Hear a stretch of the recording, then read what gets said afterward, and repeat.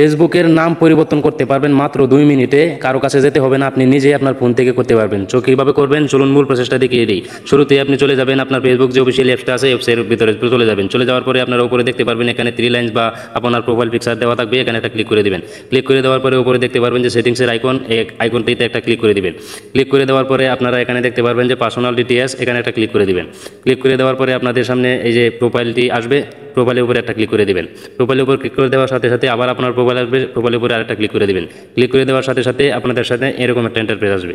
তো এখানে আপনারা কি করবেন যে আপনারা প্রথমে দেখতেছেন নাম আপনাদের প্রোফাইলের নাম কি দিবেন সেটা এখানে দিবেন। আর দ্বিতীয়তে দেখতেছেন যে আপনারা এখানে ইউজার নেম, এটা হলো আপনাদের প্রোফাইলে ডাক নামটা কি থাকবে সেটা এখানে দিতে পারবেন। তো এই নাম চেঞ্জ করার জন্য আপনার ফেসবুকের নাম পরিবর্তন করবেন।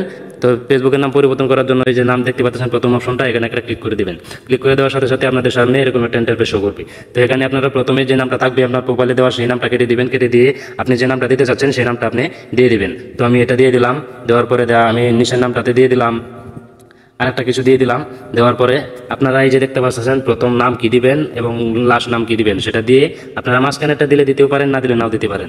তো এটা দেওয়ার পরে আপনারা নিচে দেখতে পারবেন এই যে এই লিল চিহ্নটাতে একটা ক্লিক করে দেবেন। ক্লিক করে দেওয়ার সাথে সাথে দেখবেন যে আপনাদের সামনে এরকম একটা ইন্টারফেস আছে। এরকম একটা ইন্টারফেস আছে, আপনারা এই যে প্রথম একটা নাম, দ্বিতীয়ত আর একটা নাম। তো আপনারা যে নামটা ভালো লাগে সেই নামটা আপনারা দিয়ে এখানে টিকমার্ক করে দিবেন।